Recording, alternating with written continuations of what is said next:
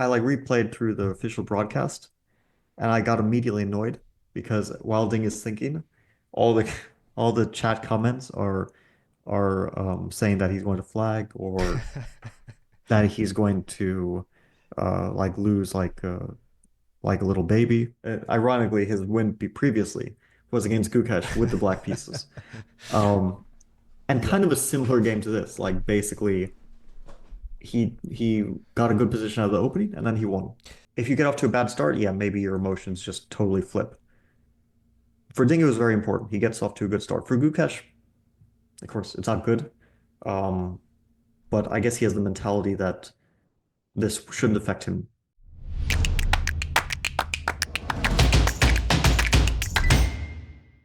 Good morning, Fabiano. Early morning here in St. Louis, Missouri. But it was an early morning in Singapore where the World Chess Championship match just started today. Ding versus Gukesh. Obviously, we've been discussing this for the last few weeks, few months. This whole year, basically, we've been discussing it since we knew that Gukesh is going to be the challenger. Obviously, a lot of people have been touting him as the clear favorite.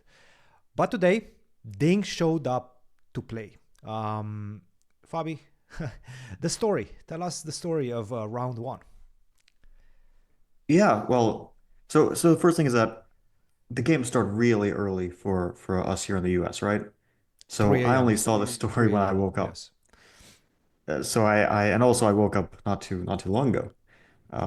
So yeah, I even saw some messages on my phone, some very unclear messages, some like ding and then surprised emoji, and I don't know what that means. Did he lose like horribly? Did he win? Well, it turns out that he did win, and it was a very good game from his point of view, and not such a good game from Gukesh's point of view.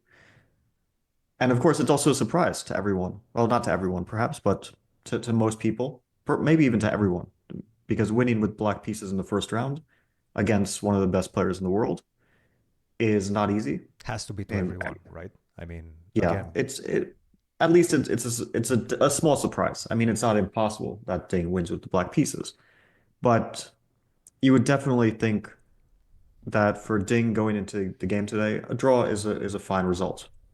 There's nothing wrong with the draw of course. whatsoever. I mean, he's playing with black. First round, there's always some nerves, but but of course the nerves are also for Gukesh, and it was a very nervy game from his point of view. It almost seemed, um, yeah, like he wasn't his usual self. If you look at the game, because he wasn't stable at all. He was, I mean, he played aggressively, You but not remember, in a controlled manner. you remember the first game from the 2018 World Championship match. It's a completely different experience from anything else, any other chess game you will play in your chess career. The first World Championship game that you play, it's special. Now, do you remember and can you visualize the nerves and describe the nerves that you've had going into that game? Yeah, I actually can remember this very like this is the feeling I remember the best from the match against Magnus. I remember the first like 10 minutes of the first game better than any other moment in the match, pretty much. Which maybe it sounds weird because the first 10 minutes are the least significant, right? But it's the most nervous you are, I guess, until perhaps the very end. But basically, like at some point you adjust during the match, but the first 10 minutes you're not in that adjustment period anymore. Um, you're completely exposed to the new circumstances. And those circumstances are, of course, you've been exposed to pressure before. You know, Gukesh has seen plenty of pressure. Ding has seen even more since he's older and more experienced. But Gukesh is no stranger to pressure. He's played the candidates, he's played the Olympiad, he's played a lot of tournaments that to the everyday person would be uh, like you haven't felt those kind of stakes before, right? But for Gukesh, it's pretty normal, and for every other top player. Mm-hmm. But then you play the World Championship match, and it's more or less like if you put a 2500 in the Kansas for the first time. That's kind of what you feel like. It's like what am I, I haven't seen this before, right? It's not because who you're playing against is someone um, new to you or someone you've never a level that you've never faced before. It's not because of your opponent. It's just because you suddenly realize the gravity of the situation. You're now playing a world championship match. It's against one opponent. You have to beat one person. You're the world champion. You're in the history books, so on and so forth. I need to ask you on top of that, the environment is also extremely different than anything else. You're playing in that fishbowl type of environment.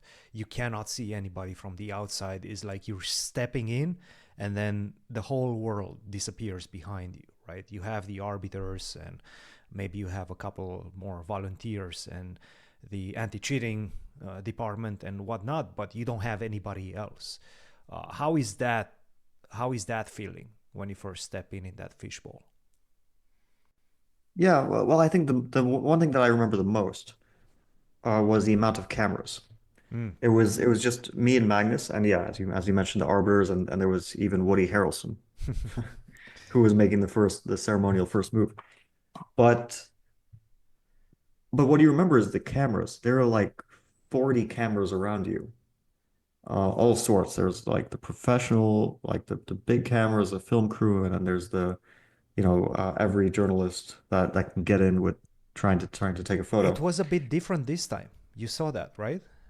Well, Um, I haven't seen anything so besides the it was a game. I bit haven't different. No cameras allowed around the players. even before the game starts. Around the players, no. The cameras were a bit outside of the playing view. Like you could not even Okay. see them on the camera, which is quite surprising because, as you just mentioned, generally you have all the photographers surrounding you at that point. In this case, it was just Maurice. It was very funny actually. At the beginning, is Maurice who introduces the players, and they come just like let's say a UFC fight. First, you announce the challenger Gukesh, then he announces the champion. It almost felt like he was in the role of Bruce Buffer, if you know who that guy is. But it was quite a different experience than what I've seen before in World Championship matches. Yeah, yeah, that's well, I mean that's a bit more pleasant for the players for sure. But yeah, when I played it was different. They Yeah, were around us. They yeah, were yeah. surrounding us. And You there's can you can maybe see photos, but there's my photos memory of was that. basically like I am being surrounded by a ton of people. Cool. But yeah, so when it comes to the actual game, it was interesting from many points of view as well. Mm-hmm. Let's Should we get into the let's moves? get it. Let's get into it. Yes. Okay, so Gukesh is playing with the white pieces in the first round, Ding with the black pieces, and Gukesh plays e4. Not really a surprise. By the way, I'm going to be looking also to my left because I have some notes about the game I was analyzing but this morning. Uh, We're not going so to accuse Gukesh you of plays cheating. e4, Yes. and this is not a surprise. Of course, we don't have to get into the first few moves too much, but e4 is basically considered the most critical move in terms of modern theory, right? People play e4 because d4 is harder to find ways to test the opponent. Ding plays the French, also not a surprise whatsoever, to my mind, for a few reasons. One, because the French is probably in the best state in chess history that's ever been. It's a great opening. Mm. Two, because Ding is working with Rapport, which, by the way, was a great decision on his part to continue working with Richie for this match. And Ding has played the French in the last World Championship against Jan, and Rapport is a very, very knowledgeable and good French player. So the French, not a surprise. Mm-hmm. D4, D5, knight C3. Again, there was a choice here, but knight C3, not a surprise. It's the main move these days. Ding plays knight F6, also not a surprise. It's the best move. There's the win hour, also Mm-hmm. not bad, but knight F6 is a bit more stable. The win hour is bishop to b4. Yes. Yeah, E5 now. Again, not a surprise, a critical move, although bishop G5 is possible. Knight F to D7. And here, the first kind of big choice where Gukesh has a kind of fundamental decision to play F4 followed by knight F3, or to play this move knight C to E2, which he did play, which I played recently. And I also played something really weird against Levon recently. But okay, knight C2 is one of the main moves. Knight C2, C5, C3, knight C6. It was a little bit different. He started with f4. In fact, Oh, sorry. he did We start with got f4, c5, and now knight c2. yeah, which I guess transposes. And you've been playing Uh, this. You've played it at the U.S. Championships. You've been tested in the French quite a lot with great results from the white side. And you've played something similar, didn't you? yeah. Well, the thing is, like, if I wonder why he started with F4. Actually, like, I didn't realize that this was also a fine move order because, like, normally white plays knight C2 on move 5, Mm-hmm. C5, C3, Mm-hmm. and then can, after knight C6, choose between either F4 or knight F3. I played knight F3 against Mishra. Mm-hmm. F4 is the main move, which would transpose to our game Mm-hmm. today. But yeah, you could start with F4, C5, knight C2 first. I just don't know exactly what you're avoiding with Gukesh's move order. Mm-hmm. Maybe And, there's something, but and Gukesh seemed to be still in his preparation at this point. Like the French most likely did not surprise him as much. yeah, no, of course, it's one of the openings they would consider. It's also like one of the main openings in modern theory. I mean, the French is just really good, Mm-hmm. and also because it limits white so much in terms of your choice on move three. Like you can either play kind of e5 for the advance or knight c3. I mean, the Tarish for knight d2 is not really considered an option these days to fight for an advantage, and the exchange French is just the exchange French. Yes. So you're very limited in your options with white, which means that black can prepare the French very easily. It's not like, you play e4, e5, you have to contend with the Italian, for example, which is huge. Yeah. And then the Ruy Lopez, which is huge. So you have here it's kind of more direct, more forcing. The French is in that way sort of an opening to try to narrow the direction in which your opponent can choose their options. I like it, even though I'm not. I'm a big French hater, but I like the way you explain it. I 92, think it's a great opening. Okay. knight c6, c3, and a5. Yeah, so we could have gotten this from the other move order, which is actually I just made those moves in randomly because I thought that that's the normal move order. I didn't even pay attention to how we got there. A5. So this is a kind of the first choice from Ding's point of view, besides the first move, the French. Mm-hmm. Here, after C3, Black has a choice. I don't know if you remember, but you prepared this for me Mm-hmm. twice, this Yes. opening. Yes. First in Vikings in 2023, and then in Norway Chess in 2023. Yep. And the main move is usually considered that Black plays bishop to E7 on move 7. This is standard. The plan is bishop E7, um, then you castle,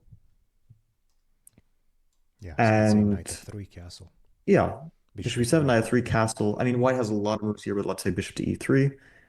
Uh, and then you kind of play this F6, Queen B6 stuff in some order. Mm-hmm. I think the exact move order is after bishop to E3, you play F6, and then you play Queen B6 next. Yes. g3, queen b6. Yeah, G3, Queen B6, and then White has a choice, Black has a choice, so on and so forth. It's one of those very, very messy positions, which it's probably one of the most complicated types of positions that I've analyzed and played. Not just this type, but not just this exact position, but similar ones in the French. For example, you can see my game against Magnus from Norway Chess 2023. Um, or whenever I analyze it, I always feel like you're in some kind of forest where everything is always hanging. Like both white central pawns are hanging, and then there's always sacrifices on e5. There's always you have to always consider after cd4 that white has like three different ways to recapture. Yeah. Uh, and it's just a mess. It's so difficult to calculate, to analyze as well. Computers also struggle to give you like a clear understanding of the position. But Ding decided not to go for this, let's say, quote unquote main line. He played a5, which is kind of the computer's first line if you're using a strong engine. So And by the way, it, a5 was played, at least according to what I'm seeing here. I did not see the game live. He spent about close to 30 minutes on this move. Mhm. Yeah, Ding was thinking for half an hour. I like replayed through the official broadcast and I got immediately annoyed because while Ding is thinking, all the all the chat comments are saying that he's going to flag or that he's going to like lose like a little baby, Or maybe Ding things cheated. like that. Yeah, which of course you can't draw any conclusions on move seven. Just can't. I mean, okay, if Ding thought for an hour and a half, I understand that's probably a bad sign. But I from my own experience, when I've played and then my opponent thinks for a lot of time in the opening, I don't even like feel good about it anymore Hmm. because it usually means that they're going to play very well from now on. Hmm. Uh, it's sort of also a way to like mentally get yourself in the game. Yes. Uh, like you want your head in the game, and if you play very quickly, you can get into the blitz mode, which you don't want in the classical game. Yes. So I also don't think that Ding was out of prep. He was I mean, probably I just don't. trying to remember his theory, or maybe choose his line. Perhaps he prepared both bishop e7 and this a5, and seeing that Gukesh was more or less blitzing out his moves, anticipating perhaps that he knows very well the main lines, he decided to go for this, what is considered, let's say, a bit of a sideline, still a very principled move. Yeah, so yeah, exactly. That's what I'm thinking too. Like, I don't know exactly what his thought process was, but it is completely inconceivable that Ding plays the French and is not ready for what is essentially like one of two main lines. I mean, basically, if you play the French, you prepare the advanced variation, you prepare um like the knight c3, knight f6 lines where white plays f4, knight f3 without knight e2, Mm-hmm. and then you prepare this as your third option. Like that, that's the order of those are the three most important things to prepare, and then you start to go through the other sidelines. Mm-hmm. But there's no way that you ignore this. Yeah. It is one of the main lines in French theory. Cool. And And and a5 is one of the main moves. So Ding was just thinking about the position, trying maybe to decide or to recall the details, but he was not out of his prep. yes, knight f3 Gukesh plays instantly. Knight and f3, a4, followed a4, quite which is the quickly. consequential next idea of a5, of course. You're gaining space. Yes. You are not only preparing somewhere a3, but it's also just gaining space in itself is useful, and you're also preparing queen a5 very often, one of the main ideas for black. Mm-hmm. Mm-hmm. Mm-hmm. Bishop to e3 played instantly, and bishop to e7. I think Ding also played this one quite quickly, yeah, within like a minute, which is the main move. At this point, black has gained space and is now ready to continue with normal development. And here Gukesh played a move very quickly, which is also in some ways a weird move. And I'm trying to understand a little bit about was this preparation? I assume it has to be because he played the speed at which he played it, which was basically without thinking, like he just played a tempo. Mm-hmm. On the other hand, it's also a weird move to prepare because I mean, it's not like objectively a bad move, but it's a move which is very double-edged, very risky, and black has many, many options. So that move he played is g4. Mm-hmm. Of course, it's weird on its surface. You know, you have other moves, right? You can, for example, you can play knight to g3, which just tries to get your pieces out quickly, knight g3, bishop d3, so on. After which black can respond with f5, which is how black in general is not opposed to making this move in some circumstances because it shuts down white's play. Mm-hmm. With a knight on g3, it's especially good because white can no longer easily get g4 break-in. Mm-hmm. Mm-hmm. Mm-hmm. And the Yeah. other option for white is, well, actually, there's a few more. There's like d takes c5, but I understand not wanting to do this. But I'll just mention the move dc5 because this explains also a reason why I think that Ding knew the position quite decently. And I'll just um, go through it very briefly. So after dc5 on move 10, Yes. you would expect that black might just play knight takes c5, right? Yes. But then knight to g3, and it's not clear if the knight on c5 is so well placed. That's why the computer gives an option here to play queen to a5 as one of the main moves. And the purpose of queen a5 is that uh, you are waiting to see which piece you will capture on c5 in the future. So, for example, if knight to g3, now there's bishop takes c5. So I want to trade bishops now. And you kind of keep it a bit flexible. If knight e to d4, now you play knight takes c5 because the e4 square is open for the knight. So it's just kind of one of those useful semi-waiting moves. And For me, that explains why after g4, Ding was tempted to play what he played, which was queen to a5. Because when you have this idea in your head, then you might think, oh, if it's good after knight g3, maybe it's also good after g4. You follow through with it, Now, yes. I don't know if it was the best. I mean, it's kind of hard to say what's the best move because there are many equivalent moves.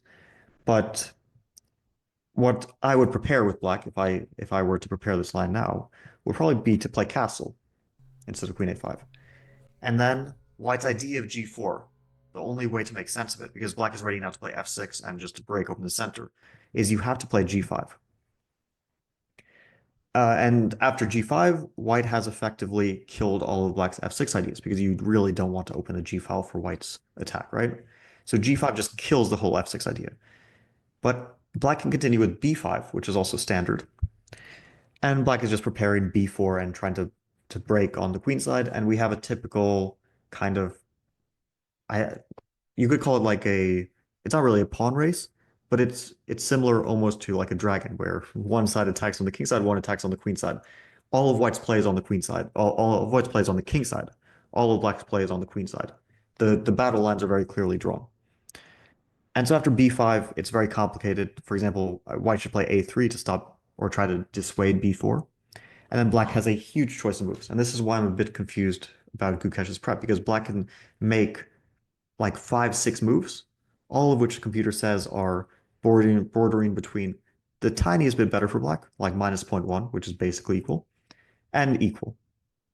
But black doesn't have really bad options here. So it's a very healthy position for black. For example, you can play b4, which sacrifices the a4 pawn. It's one good option. You can play knight to a5, followed by knight b3, and then the other knight comes to c4. So you just start bringing all your pieces. You can play bishop to a6. It's really a rich position for black. But perhaps this is Gukesh's prep. He knew something about the position. He was ready for a very tough fight. In any case, Ding avoids all this by playing queen to a5.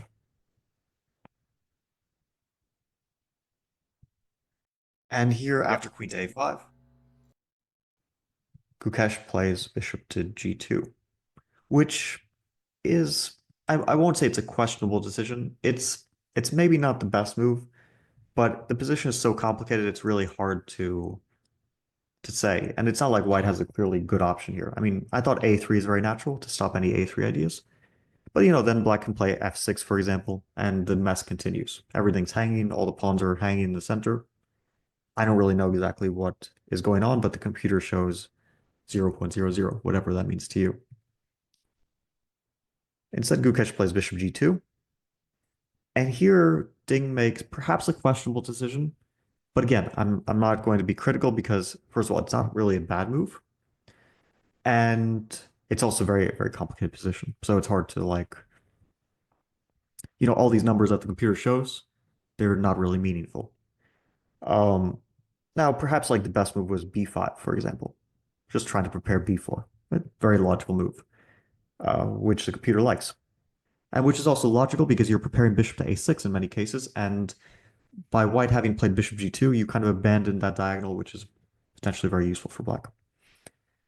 So b5, b4, bishop a6, all sorts of ideas like that, but instead Ding plays a3, which forces b3. Of course, white cannot allow the destruction of the pawn structure when b takes a3, so b3. CD4, and here Gukesh makes a good move, but a very easy one because you don't really have good alternatives. And the move he played is b4. The reason why he plays b4 is because he wants to capture with knight on e2, but if he does that immediately, of course, it drops the c3 pawn. And if he captures with the knight on f3, then it allows bishop to h4, and this disrupts white's development. So now you don't want to move your king, of course, but after bishop to f2, bishop takes f2, king f2, your king is still in a not very good place. And then black has g5. Very standard French idea, right? Just breaking the center open. And now e5 is very weak. It looks weird to play g5, but it's super typical because your king on e8 is safe. You don't really need to castle so much. You just want to get the center. So you undermine the f4 pawn, you get the e5 pawn. So Gukesh b4. Good move, of course. But I think they both knew that this move was coming, and I'll just check, but I assume he played it quickly. Yeah, within 5 minutes. Okay. So yeah, g5, this would be quite good for black, and that's why Gukesh went for b4, which is a good move. but not a surprising one. And I think that he played it quite quickly. Both players pretty much expected that this is what would happen. So b4, queen to c7, queen drops back to an active square. Knight e takes d4. And now Ding plays a nice move, which I don't think is super easy. I think it's a difficult position, and he did play a very, very decent move right now, which is knight to b6. Because he could have taken on d4. But then the problem with that is that after queen takes d4, he can no longer get his knight to b6 so easily. And that's why he played knight b6 immediately. So the knight is going to c4, where it's an excellent piece, and it also goes there with gain of tempo, because the bishop on e3 is going to be attacked. Now, Gukesh plays castle, I think a fine move, and the most natural move. The computer kind of likes uh, one option here, which is to first play knight b5, which forces queen d8, of course. The queen has nowhere else that he can stay in contact with the knight on b6. And then to play this really weird move, bishop to f1, which just prevents knight c4, because black does not want to allow this trade. The pawn on d5 is much better than it would be on c4. And this would be quite challenging for Ding, I think. It's also very artificial, of course, to take so much time. You play bishop g2, you play bishop f1 back just to stop knight c4. You're spending all this time and keeping your king in the center. But it is, in some ways, very logical. It's not a big deal for black, but it is challenging in the sense that if black plays, for example, castle, white continues with g5, an idea we already saw, and now black is kind of stuck out of ideas. Knight c4 is not a good idea. f6 is not a good idea because you don't want to open the king side. So what are you left with? A move like bishop d7, but it's a bit vague. It's perhaps not very useful. Or you can at some point play d4. You can do that after castle g5, or you can do it after bishop f1 immediately. d4, knight fd4, knight d5. So you sack a pawn, you get bishop h4 ideas, you attack the bishop on e3, f4 is weak.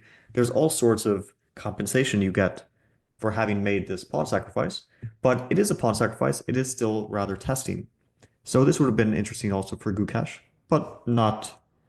It's not like this was a clearly better option. Again, it's one of those positions where it's so complicated and so many moves are more or less equivalent in terms of evaluation that it's really hard to find moves that are clearly better than one another.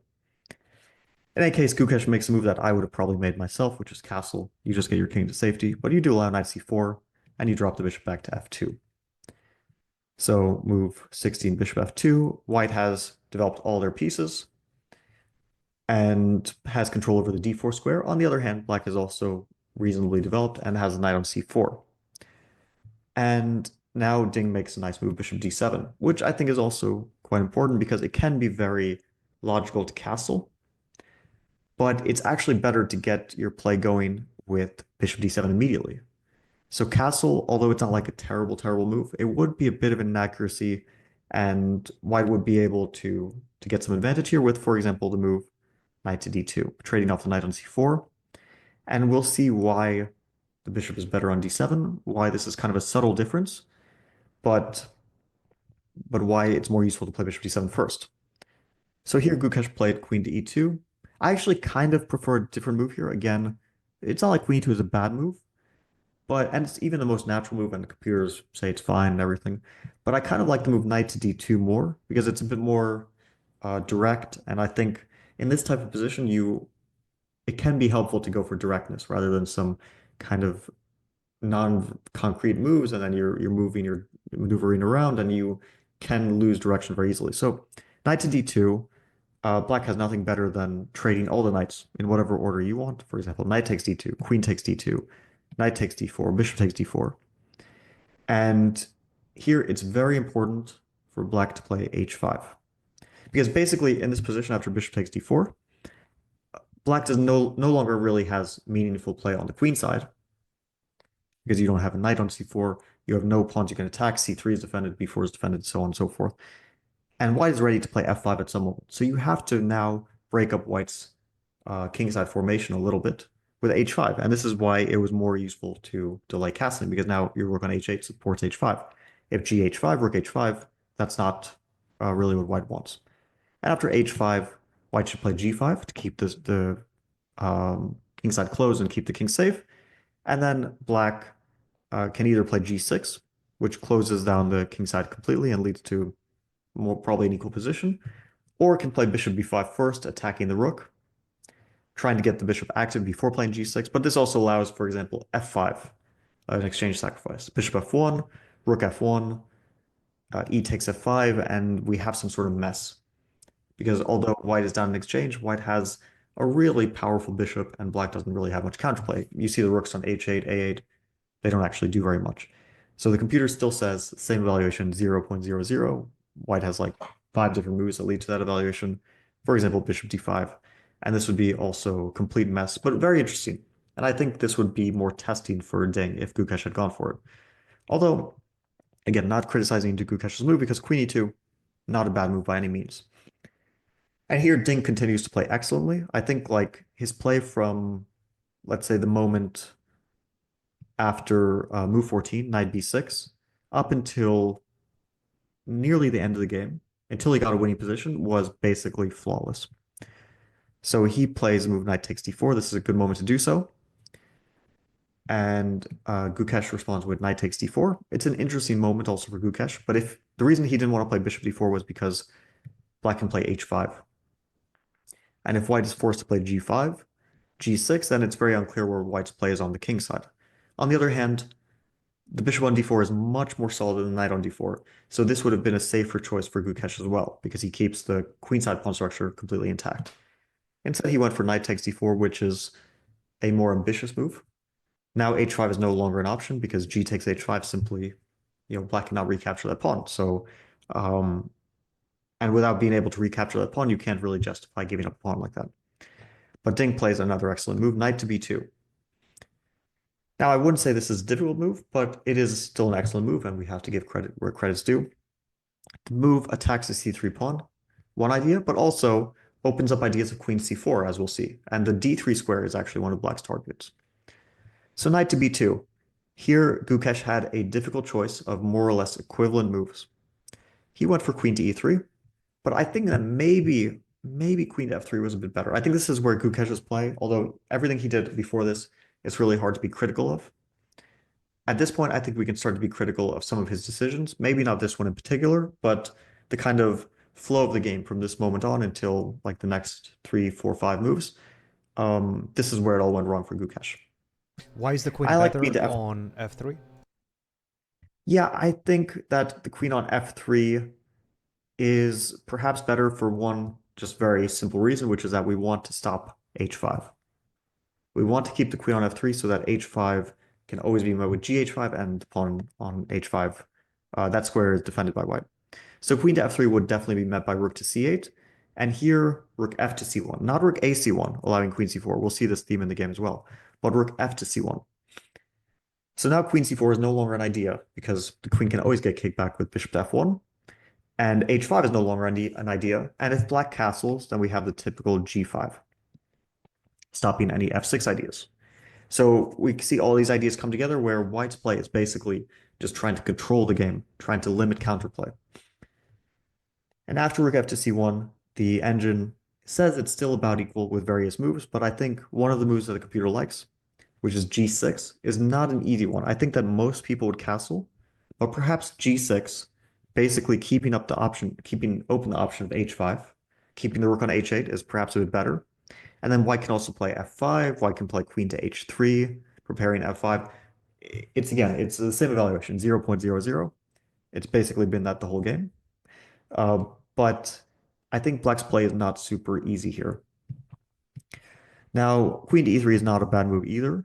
Ding responds with rook to c8, attacking the c3 pawn again, and giving white a choice of three ways to defend the pawn.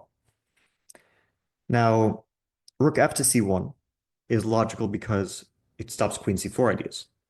But now after h5, the queen not being on f3, and also white's rooks being not perfectly placed. I mean, rook on c1 and a1, the rook on a1 is not doing very much, just defending the a2 pawn.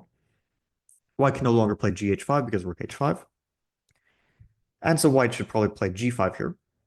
And then black plays g6, follows it up with castle short, and white is a little bit out of ideas. On the other hand, black is also a little bit out of ideas. White is very solid.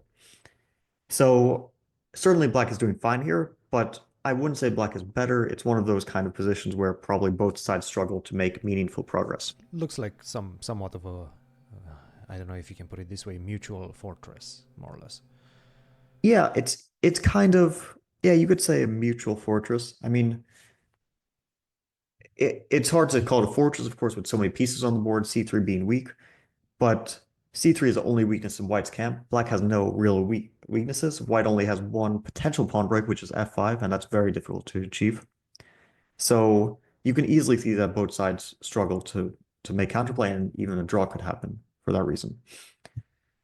Now, the move I Yeah. like better is to play bishop to e1. It's basically the same idea. You At want what to point? protect c3 without allowing queen to c4, attacking a2, but still h5 is an idea. And then here it gives an extra option for white because there's also queen to h3, some kind of mess. Um, or you could just play g5 after h5 and then g6. And the difference is that the rook on f1 is better than c1. White can play rook to f3, for example, followed by bishop to f1. And again, we're in that kind of similar situation, but maybe a tiny bit better version compared to rook fc1, because the rook on f3 is just pretty decently placed. And white now overprotects the c3 pawn. So those were two good options. Now, the move Gukesh played, this is the first moment in the game that I will be quite critical. It is a very poor move. And it kind of, it's a careless move. It's kind of obvious if you start to think about the position that it's a poor move, I think. Everything before this was very vague. But this one just has a clear kind of logic. You should not play this move because it weakens the a2 pawn, rook a to c1. Ding meets it with queen to c4, not only attacking a2, but also, very importantly, queen to d3 ideas. And now you cannot play bishop to f1. So the queen gets to c4, and white cannot really do anything to kick the queen out. That's why rook ac1 was a poor move, and I really don't know why Gukesh went for it, because it's clear that queen c4 is the idea for black. There's no other reasonable ideas. Um, it's the first move you calculate, and after calculating it, I think you realize that the queen coming to d3 is not really in white's favor. You don't want to be invaded by black's pieces. Could it be that he banked everything on the attack coming on the king side via f5 and just decided to leave the rook on f1 for that reason? Yeah, I think for sure he considered queen c4 and he had f5 in mind. I'll just look at the time spending. So rook a to He actually c1. played it quite quickly, less than 2 minutes, at least according to to the official broadcast. Yeah, maybe he played it quite quickly, but and probably it was his idea. It's like very consequential, kind of where you play rook a c1, you play f5. But this is not a position where white really has an attack. And the reason why is because black has so much counterplay connected with queen d3. So f5 taking place queen d3. If you take the pawn a2, then rook to a1 comes, and yeah, you don't actually regain the pawn. White regains the pawn, so Mm-hmm. you don't actually win a pawn, and that's not in black's favor because the pawn on a3 and the pawns on a3 and a2 are actually a long-term um, asset for black. The pawn a2 is a weakness. It's not maybe a weakness at the moment, like it shouldn't be captured, but at some point it will become a weakness, and we'll actually see that at some point this pawn will be hanging. So queen to d3 again, excellent move, but very, very obvious one. I mean, queen d3 is what you play. And the point is that if, for example, white takes on d3, knight to e3, you see now that in the endgame, all of white's pawns fall apart, and black's king will not be in any danger. So e5 is hanging, rook on c1 is attacked, so on and so forth. So of course, white cannot capture, but also if white captures on e6, I mean, fe6, fe6, you didn't actually achieve anything. And the move f5 did weaken the e5 pawn. So you have a potential, like right now the threat is queen e3 followed by knight d3. You have a potential where the e5 pawn is just hanging. So queen d3, Gukesh, maybe at this point he realized that queen f4, which maybe he was counting on, is met by g5, which is really, really powerful because the queen is attacked. If it goes back, you trade queens anyway, and e5 again becomes very weak. And endgames are in general just good for black because white has more weaknesses. And f takes g6. Uh, I mean, you could even meet it with different recaptures, but queen g6 is just very good because now bishop g5 is a threat, and also h5 and so on. Knight d3, I mean, just everything is a threat now. So maybe he was counting on queen to f4, but I don't think g5 is a difficult move. It's just kind of like black is just forcing matters. It's, you know, I first attack your queen on d3. It goes to f4. I attack it on f4. Yeah. Um, Now the best move for white to stay in the game here, basically the only move not to lose at this point, is a really difficult move, which is g5. It's just a really difficult move. I mean, I have no other way to say it. The point is that in the endgame, after like queen takes e3, bishop takes e3, knight to d3, which is maybe where everyone would even stop thinking about this, rook to c to d1. Now, if knight takes e5, you have bishop to f4, and if rook takes c3, fe6, fe6, knight e2. I mean, it's not even clear why g5 is important in some of these lines, but Wait, it just just one is second. somewhere. After rook to d1, you don't take on e5? Knight takes e5? Well, so I'll basically see like I actually don't know exactly why white is okay here. Um, and so the computer just straight up says minus 0.44. Again, it's not a very helpful evaluation. Knight takes e5 to me, or rook takes e3 would be the first moves that I consider, right? Right. Now, knight e5, the computer says bishop to f4, attacking the knight, okay. And then if knight to c6, then knight to b5, and uh, at some point white is getting counterplay. I think maybe the idea of g5 is that after e5 here, there's f6, gf6, gf6, just continuing to like try to gain tempi because bishop f6 is met by knight d6. So maybe you just continue to gain time based on g5 move. Yeah. It goes without saying that playing g5 on move 22 because you see f6 in endgame where white is a pawn down It's is completely ridiculous. impossible to It's consider. Yeah. it's ridiculous, and it weakens everything, right? Like, sure, you don't have a very healthy pawn structure, but at least with a pawn on g4, you only have the e5 weakness. After you play g5, f5 is hanging, e5, g5 is also a weakness later on. So it's a very committal move that, Yeah. it doesn't make any sense if you don't see the follow up.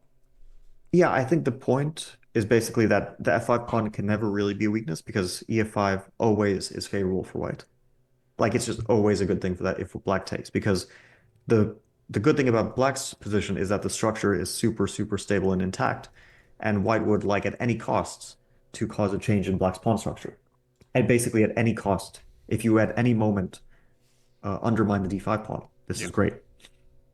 Now knight d3, rook cd1, knight e5 is probably equal. Rook takes c3 is met by knight e2, by fe6, fe6, knight e2, which again leads to something very concrete. Rook c2, rook takes d3, rook takes e2, rook takes a3, and white regains the pawn and gets some counterplay with rook a8. Now, yeah, this stuff is just too difficult. But that's why I'm not critical about this moment after queen d3. It's really this like rook a to c1 move that was just such a poor, poor decision. Yeah. Um, Even like the computer might not show rook AC1 as like this terrible move because it's the difference between, let's say, zeros and minus zero point 0.3. It's not that much, right? Or even minus zero point 0.2. But you understand that this is the moment where it went wrong for white. Because before that, the position was just difficult for both sides. After rook a to c1, it's only difficult for one side. Ding has all the play. So after queen d3, Gukesh would have had to dig really deep to stay in the game, but he was not able to find g5. Which, by the way, after g5, the computer still hates white's position, but it's because of this move g6, which is also very tough. I mean, I think probably after g5, most people take on e3 and go for the e5 pawn.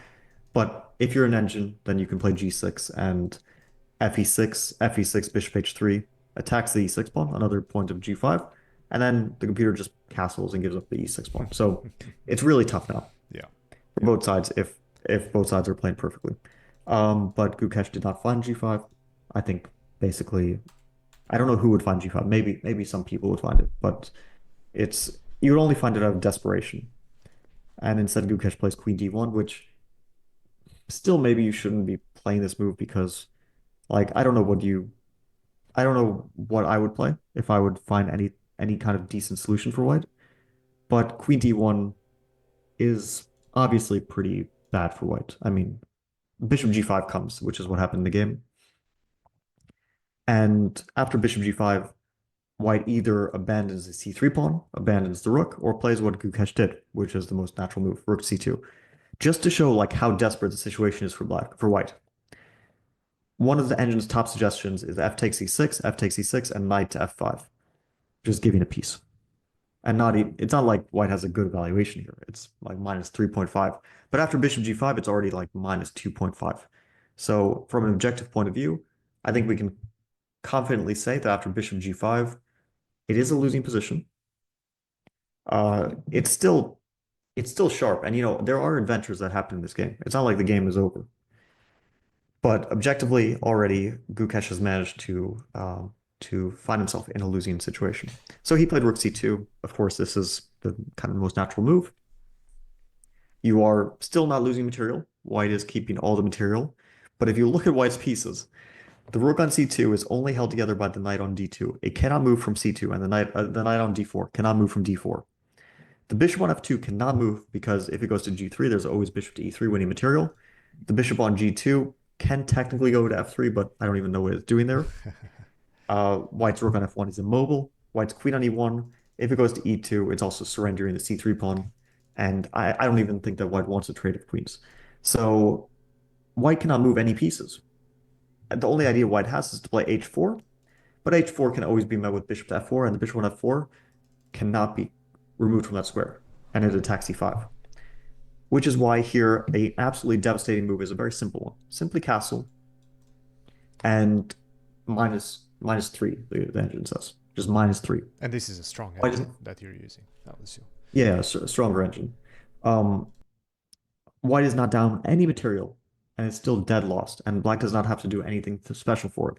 Castle, H4, bishop to F4. Again, White has no moves. Just like think about what. Suggest a move to me.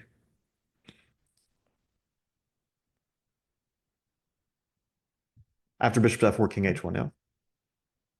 Yeah, you can play king H1. Here, Black has various. Oh, with idea. Yeah, actually, bishop G1 is an idea. So I can play bishop to A4 here, which it's not the only good move, but pretty good one. And then rook to E2 to save the rook. Besides the fact that C3 is falling, there's also bishop to D1, and that's pretty sad. Oof, that's nasty. So, Bishop d1 is nasty. and now the reason why we played castle first was because if we had played bishop A4 instead of castle, then okay, White plays F takes E6 and gets a knight to E6 and sacks the rook, but Black's king is in the center. So first we get our king into safety, and then we're ready for bishop to A4 because F6 is not very dangerous with the king on G8. So castle would be absolutely devastating. This is where Ding starts to misplay a bit. So I said he basically played perfectly up until this point. It was like a flawless game, and his next move is not bad. It's still winning, but castle is basically like you cannot spoil it anymore if you make this one move. Now the move that he played keeps it sharp. Rook to C4. Gukesh plays H4. By the way, the idea of rook C4 is pretty obvious. So rook takes D4, followed by queen takes C2. So Gukesh plays H4, bishop to F4, and he makes the only move here, queen to B1, which protects the rook on C2. It leaves everything else hanging, but it does save the rook, so that's important. Ding plays the correct move. He takes on C3. Now, if he took on E5, then there would be rook takes B2, so you can't do that. So he takes on C3, of course, which does win a pawn. I think that when Ding played rook C4, He probably calculated this, right? yeah, he had the sequence in mind, and it's a good sequence. But it's not as clean, and we'll see why. Rook takes C3, queen takes C3, F takes E6. And this is where Ding makes, you could say, his one like real mistake in the game. There's only one real mistake, and it was at this moment after F takes E6.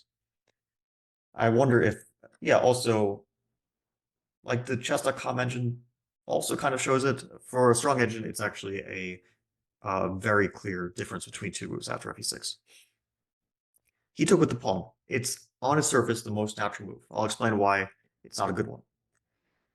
Now, if he had taken with the bishop, which is normally not what you want to do, it would actually be completely winning for Black. And the reason why is because you need to keep the F file closed. Now, it doesn't seem clear why you need to keep the F file closed, but it's obvious if we go to a few more moves down the road. Knight to E2, queen takes E5, knight F4, queen F4. And this is basically what we had in the game, except instead of the pawn E6, it's the bishop on E6. Mm-hmm. And now Black is going to, at some point, remove the queen to F from F4 and then try to castle. Black is up 2 pawns, of course, so White has to do something. Now, White can play bishop to C5, trying to stop castling. Queen G4, now it's 3 pawns. And this is the difference between the game and this position. Here, Black is completely winning, because Black is going to play F6, followed by king to F7 at some point, and the king will find safety. While in the game, with the F file open, Black's king would be stuck on E8. So it's still not a very clear explanation, I think. But basically, it's just that at this moment, It's a long-term play, right? yeah, it you have to see quite deep when you recapture with the bishop on e6 because it's not very logical, but it's based on this very concrete position that we also had in the game So you're a lot of where pawns down, but also you're having difficulties getting the rook into play. Like the king to safety and the rook in play. The rook on h8 is Mhm. kind of stuck there. And the problem is that even ideas such as h5, rook h6 don't necessarily work with the f-file open because you get checkmated on f8. So it's always somewhat of a dangerous position for the king to be in, right? Yeah, I mean the position is simple in its essence. Its essence is black is just up a bunch of pawns Right. and has only one issue. The king is still on e8, which of course was sort of Ding's doing because as we said, he played rook to c4, he didn't castle, and he has to now contend with this one downside of his position. Now, the downside is not enough for white to get compensation after bishop takes c6 because black has time to get the king into safety in that variation we saw. Right. But in the game, after he played f takes e6, now it's a different story. So f e6 is actually a huge mistake. Gukesh plays the only move, but at this point his play is forced. He has to play knight e2, queen takes e5, knight f4, queen f4. And now this is the difference. Right. Gukesh has suddenly gotten back in the game. From -3, it is now back into territory where I would say, without having certainty, but I would say that it is objectively survivable. And I analyzed the position a bit and came to that conclusion. But he has only one move that he can survive with here, and he didn't make it. The move that he had to play after queen takes f4 is to sacrifice the third pawn, bishop c5, queen takes g4. And I actually, so he spent, let's see, according to what I see on chess.com, he spent about 6 minutes, yeah, 6 minutes. on Yeah. queen to c2, 6.5 minutes. And he played the move queen c2. So for sure he considered bishop c5 because bishop c5 is a forcing move. Black has only one reasonable move, which is queen takes g4. And it's also very close to just being good for white because there is a move queen takes h7, right? And this move just wins on the spot if not for one move, which I'm sure they both saw. I'm sure they both saw that white has this option of bishop c5, queen g4, queen h7, which of course wins if rook takes h7, mate in one, but can be met with the intermediate move. I guess I don't know what this tactic is called, intermediate move or deflection, whatever you want to call it, queen to d4. Now, if king goes to h1, queen takes h4, and we're trading queens off, and black is going to be 3 pawns up in the endgame. And if bishop d4, rook h7, there's no longer checkmate on f8, and again, black is up 2 pawns in an endgame and winning. But although I'm sure Gukesh saw this, I think he should have realized that the presence of such a tactic means that this position does have some richness in terms of white's potential counterplay. And after queen takes g4, white had two moves, which would keep him fully in the game. One move is perhaps kind of weird. I find it weird. One move, I don't know if it's weird or not, but I think it's kind of normal. So one move is rook to f3. Now, the move is weird in the sense that the This rook looks, looks very unnatural to me. Looks like yeah, a it looks computer move to unnatural. On me. the other hand, I am threatening rook takes a3. I mean, that's a very strong idea. And and if you play knight to c4, again, I don't have queen h7, unfortunately. Same reason as before. But I do have queen to f1, and now I'm threatening checkmate in a different way. And if you start to see things like this, I think you can get relatively confident that white is back in the game. It, Black should it stop checkmate. it's somewhat of a chain combination or a chain tactical idea, right? Because you see rook f3, maybe if you stop after knight c4, you're thinking, okay, rook f3 didn't really improve my case because in fact that knight on b2 is now better placed on c4. It's closer to the center. Now maybe I have ideas of e5 as well. If you continue obviously with queen f1, then you start understanding that you're starting to, have checkmating threats. But at the same time, it feels like it's a um, chain reaction that you need to see in order to spot this rook f3. Yeah, yeah, no, without queen f1, the move does not really make much sense. On the other hand, it's not like we're going 20 moves deep. It's two moves, right? I mean, like you have to see. I mean, you have to see a few moves deep here to survive. Like you're in serious danger with white, right? You're down 2 pawns. You're not going to solve this position with one move. So it's not even like two moves that clarify things, right? Queen F1 is just you start to feel good about yourself because okay, I'm creating threats. King D8, black stops the checkmate, and here white still has to find the third important move, which is queen to F2, which is preparing ideas of bishop to B6 somewhere, also defending the H4 pawn. But most importantly, once I think you see this move queen to F2, it becomes clear that black does not have clear moves, like a clear response. Like basically the way I would kind of try to process this position is that like okay, rook F3 doesn't lead to clarity. Queen to F1 still it threatens checkmate but doesn't lead to clarity. But after queen to F2, I start to think, what's my opponent's next move? So the past moves were easy for black. Knight C4, defends A3, king to Maybe E8 rook stops e8. checkmate. I don't know, But rook after e8. queen to F8, I don't see clear. Yeah, rook to E8. It's a move.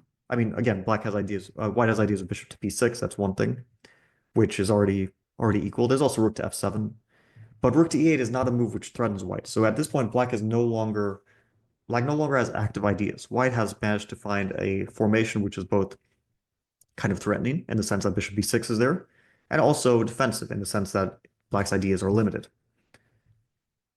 And so rook to F3 was one good option.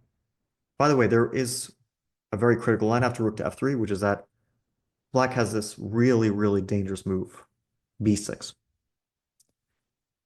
which is maybe also not a move that people even consider. But the point is bishop B6 is met by knight C4, and then knight to D2 comes. After B6, white now plays queen H7. Here it works. Again, the queen is, of course, immune. Queen to D4 is the only move. Bishop D4, rook takes H7, and now the point of rook to F3, rook takes A3.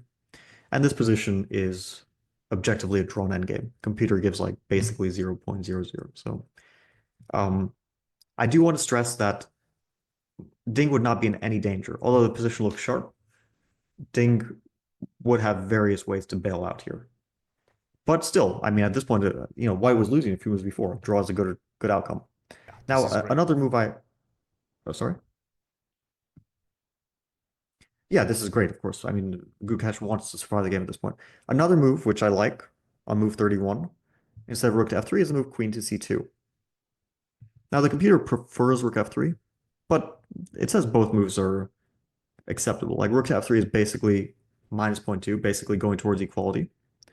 And queen to C2 is minus 0.5. In this type of position, minus 0.5 is not necessarily so meaningful. I think after queen C2, most likely knight to C4 is played. Um, because the knight anyway, it's not like what is black doing? The king can't get to safety, right? The king is stuck on E8. You can't play rook to F8. So you basically just have to get your knight back into the game. Knight C4 with the idea of B6, right? Very clear. And queen C2 had the same idea in some ways as rook to F3. The queen needs to get to F2. Queen to F2 here. Stopping B6, preparing queen F7, so on. Same idea, right? You're trying to use the F file for your attack. King to D8, we see the same kind of parallels. And here after king D8, bishop B6, knight B6, queen B6. Again, black is not in danger because white is just trying to repeat moves, king E7, queen C5, and so on. And if the king goes to E8, white makes this one last move, difficult move, queen D6. And with the queen on D6, black cannot really free himself. You can't play rook to F8. There's queen to B8 ideas, and somehow it's probably a draw. Like queen D4, rook F2. Black just doesn't have active ideas. Of course, black is not in any risk whatsoever. White is just trying to kind of hold the balance. But we're kind of slowly going into territory where most likely black is not able to win this game. In fact, like the computer already shows minus 0.2, which is we would say probably a draw, right? From an objective point of view. Of course, Yes. it's still very sharp. So I think if Gukesh had played bishop c5, queen g4, and had considered either rook f3 or queen c2, I'm not sure if he considered either move. I think if he had, perhaps he would have found this and survived the game. I think maybe his thought process was based around queen takes h7. He was trying to make that work. It wasn't working out, and he kind of rejected bishop to c5. That's my assumption, but again, I don't have insight into his thought process. But the move he played is just a bad move. I mean, like I can understand why he didn't see that bishop c5 is good, but I can't understand what he was hoping for with queen c2 as he played. So yeah, here Ding still cannot castle bishop c5. That's obvious, but he made the most obvious move, queen c4. A trade of queens is losing for white for obvious reasons. Black's king is no longer weak in the endgame, and queen to d2 as Gukesh played. Now Black's king is castled. Yeah. So yeah, queen c2. I kind of I understand that he maybe thought he was already losing. I still don't understand why you would go queen c2. Just maybe some panic. I I mean, feel it this can is happen. one of those moments when you go into a deep calculation, you try to figure things out, you try to keep the king in the center. You see that you're losing the pawn on g4, and then you start panicking, right? Because you don't see rook f3, queen f1 ideas. Maybe he did see rook f3, queen f1, but did not see queen to f2. You can speculate on where he, I let's don't say, think so because lost the thread, right?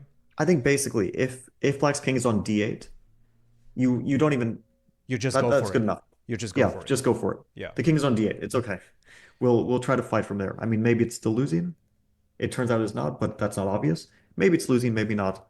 Even if white doesn't find queen f2 there, it's better than what he did in the game Maybe because he still the king is on d8 refused, at least. and maybe he refused to realize that his situation is so dire, and perhaps he got somewhat tempted by the idea of getting the bishop on d4 as he did in the game, even though the bishop on d4 is getting dislodged very, very quickly. So um, yeah, Yeah, tough to yeah, that's make a probably very true. clear case of why he chose this. No, I mean, again, it's not obvious. I mean, it's true that what he okay, let's go to see what he did in the game. So queen c4, queen d2, castle, bishop d4, as you mentioned, the bishop goes to d4. And yeah, white does have some counterplay ideas now, right? Like there's rook takes f8, queen f4 ideas. And if rook takes f1, bishop f1, white continues to gain time on the queen and is actually doing fine here. Mhm. So that's why Ding played knight to d3, which is the best move. It's possible that he saw this position after knight d3, queen e3, and thought like vaguely, okay, it's not so clear because still the knight on d3 is misplaced, bishop on d4. I mean, once you get here, I think you immediately see what Ding played because it just like immediately screams out to me, which was rook takes f1, bishop f1, and e5. But it is possible in preliminary calculations, since we are going down a line of like 4 or 5 moves, it is possible to stop after bishop f1 and to miss e5. But e5, well, like once you get here, e5 is just right. You see it in a second. I Screams mean, to be played. Yes. yeah, because bishop d3, queen d4, it's like very forcing. And if bishop e5, just queen g4 with check. So you kind of solve all your problems. And now that the bishop on e5 is hanging, things are falling apart for white. This is exactly what happened. Yeah. Bishop g2. Now again, if black even wants to take on e5, it is winning, but Ding was really clinical at this, like up until the end of the game. I don't know if it was a difficult task. I wouldn't say he did anything like super, super difficult or anything, but still, he was very clinical and it is quite commendable, of course. So bishop to f5 with the idea of bishop to e4, bishop g3, saving the bishop to e4. Anyway, like all trades of pieces are good for black. And the only thing that you need to avoid is that white gets the queen active. Like that's all black has to stop. So bishop to e4, king to h2. Now Ding made not a necessary move, but quite a nice one. h6, just giving the king a bit of lift because I love it. I if love the it. king were checked on g8 and it goes to f7, then that's a lot of counterplay for white. But with the king on h7, there are no more checks ever, right? Yeah, Bishop to h3, of course. at this point, I feel the position is already simplified quite a lot, and Oh yeah. most likely none of the players thought that there's any chances for white. No, I mean I think that after e5, the writing is fully on the wall. It's over. There's nothing that white can hope for. Gukesh knew he was losing. Ding knew the game was over as well. Still, you have to make the accurate moves, and h6 is a good one. It's not the only winning move, but yeah, it's a very good move. Just the king on h7 is very safe. Bishop to h3. At least Gukesh wanted to keep the bishops for some hope in the position. Queen to d1 threatening checkmate. Bishop d6 stopping checkmate. Um, Everything wins at this point. Queen to c2. King to g3. Queen takes a2. Third pawn. Uh, And what a pawn. and What a yeah, pawn. like the problem is that of course white has no counterplay. The king on h7 is just so safe. If queen to b6, for example, queen to e2, queen to d8, king to h7, no more checks, and black is also checkmating. So this is game over, and Gukesh played bishop to e6, one last check, um, which is based on like one final simple trick, which is king to h7, would be quite sad. Of course, both these players saw this in advance, so but it would be quite a sad finish because after queen takes e4 with check, d takes e4, bishop a2, white has won the piece, but only enough for a draw. White is not winning this position, but still, a draw is very good. King to h8, and Gukesh resigned because of course queen takes e4 is not met with d takes e4, but queen to f2 check, and and that's it. So after king h8, he has no more ideas. Black is up 3 pawns. Black is going to just move the queen next, a2, a1, and therefore Gukesh resigned. Yeah, obviously, a shocking result, I would say, starting with a bang for Ding. Obviously, this is a huge boost for him. I believe it is the first game of classical chess that he has won since perhaps early in the year at Tat Steel, where he defeated, in fact, Gukesh and Warmerdon. So it's been a Yeah, his while. last win was against Warmerdon. Ironically, his win previously was against Gukesh with the black pieces.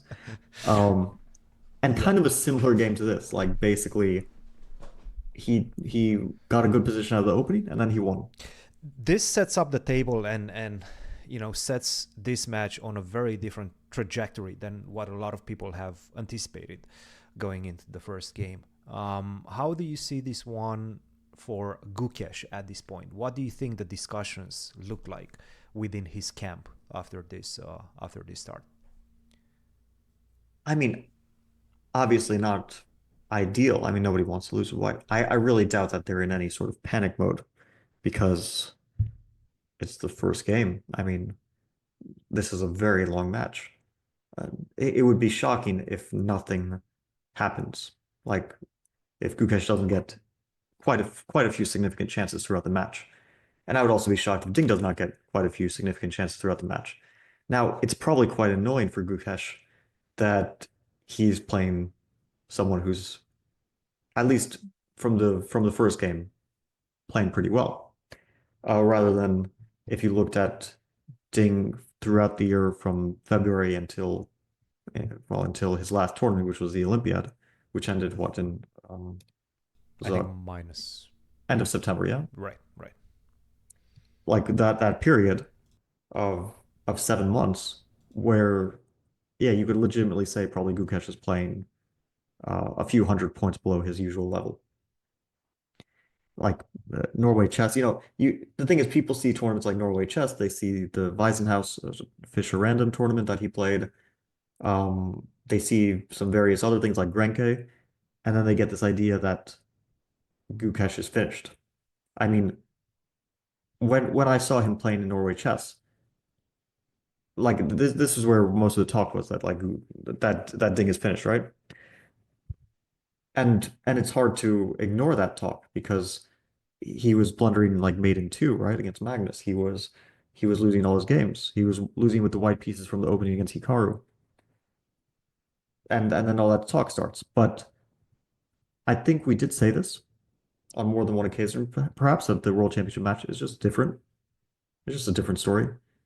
Um, and we shouldn't ignore how format can change, how mood can change things. And Ding having a clear goal here in a format that he's familiar with against a player who he historically has pretty good results against, although limited results. I mean, very few games, but still good results against. Like he knows what it feels like to beat Gukesh, and he has a clear goal in mind. He even perhaps has good memories because he's, back working with Richie, repeat of 1 year ago, 1 year and 6 months ago, let's say. uh, Winning the World Championship match for the first time against Jan. So things have changed. It's not the same Ding who was playing Norway chess and was getting beaten up and was a target and everyone wanted to beat him. And then you start to feel yourself like you're a target, you know? You start to feel like you're the punching bag. While in a World Championship match, as long as he doesn't start, losing out right out of the gate, then he doesn't have those feelings anymore. Right. I think Magnus also said it. Like for Ding, it's important. You get off to a reasonable start. I mean, if you get off to a bad start, yeah, maybe your emotions just totally flip. For Ding, it was very important. He gets off to a good start. For Gukesh, of course, it's not good. Um, but I guess he has the mentality that this shouldn't affect him, uh, his play going forward, right? He Right. should still look to the future with some kind of reasonable confidence. Hopefully that he plays at a hopefully for him, obviously, not for Ding. Hopefully for Gukesh that he plays at a higher level because the first game looked nervy and overall White's play was rather poor. I think like two moves are just rather like I would say not at a player of his level, not even close. Rook A to C1 and Queen to C2. Both those moves are like critical moments, I would say. Especially Queen to C2 is a critical moment. Like after Queen takes F4, basically you're going to get bad positions in every event that you play. It is inevitable for every player. And once you get that chance that you can fight on, and move 30 is just such a clear example of a chance where you can fight on. Like you're given this opportunity by Ding playing F takes C6. You need to take it. It's just like defensive abilities are going to save you a lot of points. We know that from uh, everyone, right? Like you see how many points are saved by Ali Reza, by Hikaru, by Magnus, by even by Gukesh in the candidates, who was defending some risky, some dangerous positions that he had. You need to defend bad positions, and today he just wasn't able to do so. Yeah. Yeah. So two poor moments, but it doesn't mean the end of the match or anything. Obviously, I mean, No, of not course even not. close. Of course not. I would still say like it's a close match. It was probably going to be a close match before the match started. It is even more clear now that it's going to be a close match. I do not expect a Gukesh collapse by any means, and at this point, I don't expect a Ding collapse. This was kind of the possibility, right? That Ding could collapse. Not And that we were expecting it, but it can happen when a player has shown bad form over a long period of time. one thing about Ding that he has showed this last year, and the bad form that we were discussing and everybody pretty much was discussing, was especially prominent whenever it was coming to the last few minutes of the game, maybe the last few minutes of the first time trouble. He was making inexcusable mistakes very, very often. We've seen it against Nodirbek. We've seen it against I'm trying to remember Iran at the Olympiad where he Parham, got Parham. Parham. He got winning positions and he wasn't able to convert them. Now I was going to say that I'm starting to see hints of that in his play, especially when he did not castle in this particular game and allowed the lines that you were showing with Rook F3, Queen F1, and so on and so forth. Like he gave Gukesh chances throughout the game. Now, this is a positive that Gukesh can take away and discuss and try to implement in the next few games whenever he's going to find himself in trouble. There are still hints of rustiness from Ding, but one thing that he flipped the script on was his general mental state. And I feel this has been discussed quite a lot. It never, for the past 1 year, looked like Ding was having fun playing chess.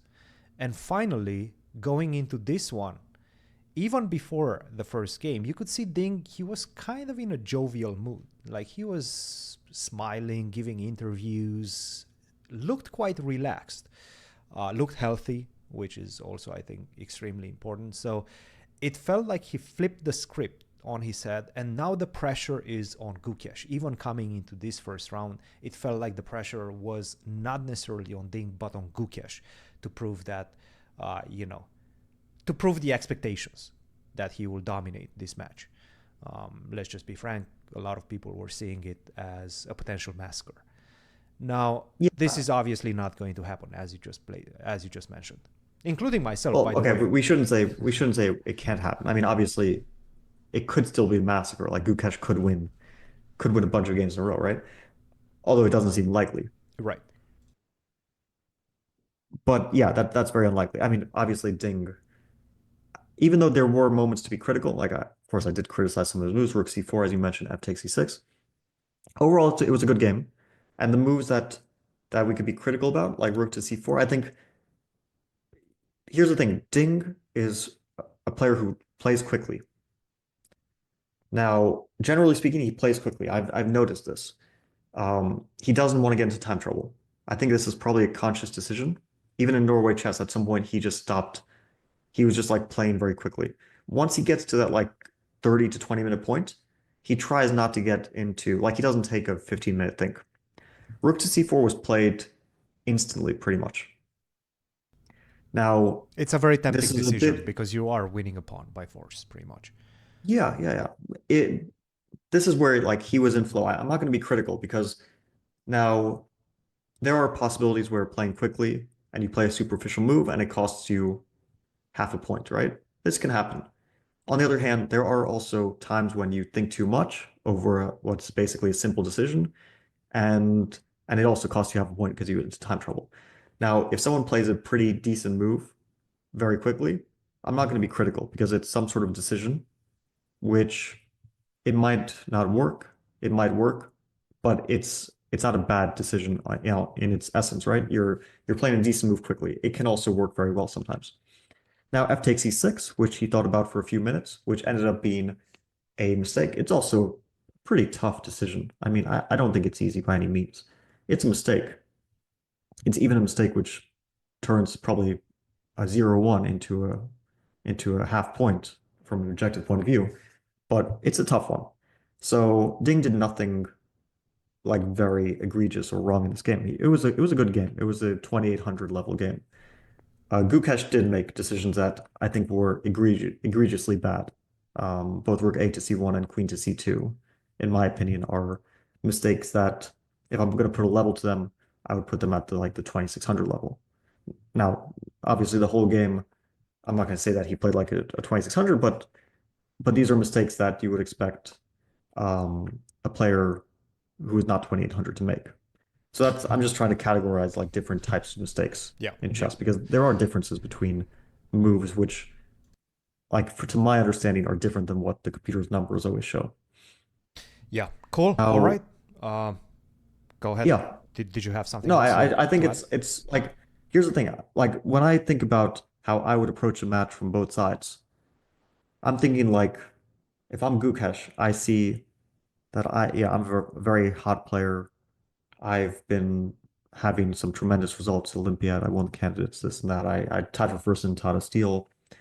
And I'm playing against this guy who mostly his results have been negative.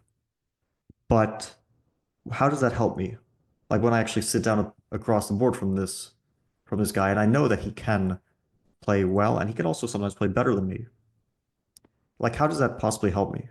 So I don't know if I'm in Gukesh's place, I'm not feeling like super confident. And even if I am feeling super confident, that doesn't, I don't know if that's going to be a good side for me. I might think, should I be confident? Like, should I be happy that I'm playing Ding and not, for example, Hikaru or Arjun, Alireza, so on and so forth? Like, Yeah, why should I be especially happy that it's Ding sitting across from me than someone else? If I were in Gukesh's place, I wouldn't suddenly think, oh, it's not like let's say I'm sitting across from, give me a 2680 player, and I'm basically feeling like my chances of winning the match are upwards of 95%. And although maybe Ding's performance in the last year has been less than 2680, I'm feeling much worse against Ding than against a 2680 player. of And course, I'm because probably also feeling worse. You know that Ding can perform at the 2800 level. Yeah, I know that Ding, even though it might be hard to understand for people, like, yes, if you look at his results last year, he is performing much worse um, than for example, Vidit. He is performing worse than Ray Robson, who I'm not trying to like criticize players. All these guys, Vidit, Ray, they're all great players. But if you told me who do you have a better chance against, Ding, Vidit, or Ray, or Anish, I'm probably thinking that the most difficult opponent among those groups of players is Ding. They're all going to be difficult, but the most difficult will probably be Ding. And yes, it is possible that Ding has a bad event and he plays badly and he loses badly. But yeah, looking at the first game, it doesn't seem to be the case.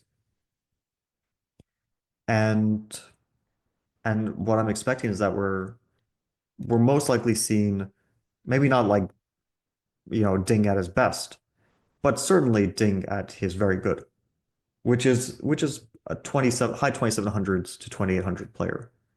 Although I'm not going to read too much into the first game, but I'm also happy that Ding is at least from the first glance playing well, and it's going to be an exciting match. Cool. Well, Fabi, as usual, extremely informative analysis. If I dare to say, one of the most informative analyses of this game. So thanks for sharing that with us and with the viewers. So that's it. Tomorrow, most likely, Ding is going to have the white pieces. What do you expect from him tomorrow? What do you expect from Gukesh as well? Just the first couple of moves. I'm not asking about any sort of strategies. I just want to get your expectation in terms of opening choice. Yeah, so okay, from Ding, I think he might be varying like normally Ding is a D4 player. He's always been a D4 player and he's dabbled a lot in C4, but closed openings. Now, I would think that he's probably also prepared E4 to some extent. And it's probably smart to do so. And he did play E4 against Gukesh in the Sinkfield Cup. It was an Italian. And he probably should be varying his openings because you're not going to create many chances if you just keep playing D4, D4, D4. It's really hard these days to create chances in the opening, and you kind of have to move around and vary and try to feel your opponent's weaknesses out of it. So I don't know. I think probably for the first game we won't see E4, but I would expect in general Ding to be a bit versatile in his opening choices. And for Gukesh, I think that he should be aiming for a fight with Black. Like these are the days where, with enough preparation, you can get a fight if you want, and it can also be a safe fight, like a controlled. Like you don't have to play you know, the The Leningrad Dragon. Dutch, for example. It's not That's not what I mean. The Dutch, yes. But you can prepare something a bit rare where you get chances um and I would think that Gukesh, who has been preparing very seriously for the last few months, probably has some ideas up his sleeve. On the other hand, maybe he also just plays like boring stuff. Like you can also prepare stuff that just forces a draw with black, as we talked about. Like, there's D4, D5, C4, C5, just trying to trade off all the pawns. Um, I hope that we get something more exciting. Um, yeah, I was kind of predicting openings last time around, and I think I did a decent job. Like, I had a feeling when Ding would play the Nimzo, I just like had a feeling against Jan. So I don't know. What's my prediction for tomorrow in terms of opening? Nimzo, if Ding starts with D4, let's say, as you just mentioned, that probably is going to vary, but most likely he's going to start with what he's most comfortable with, and that is D4, closed openings. What do you expect if Ding starts with D4 from Gukesh? Yeah, Gukesh has been playing like QGA sometimes, but also Knight of 60, 46. He does play a lot. Um, Not much of a Grunfeld player. I want to see a Grunfeld. I'm hoping to see a Grunfeld.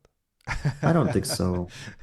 We're probably not going I to see a just Grunfeld. I don't know. It's a bit out of fashion, but it's possible. But it's a bit out of fashion. People don't like the Grunfeld these days, for whatever reason. Yeah, yeah, yeah. No, I agree. Uh, Cool. so I don't know. I'll just predict C4 in the first move. Why Perfect. not? Perfect. Perfect. Perfect. Cool. All right. Well, Fabi, once again, thanks very much. If you guys Thank you. enjoy this, don't forget, like, subscribe, all the good stuff. We will have a new set of merch coming up sometimes during this World Championship match. So keep an eye out for that. But I think you guys will like it. Anyway, see you guys in the next episode. Bye, bye, bye.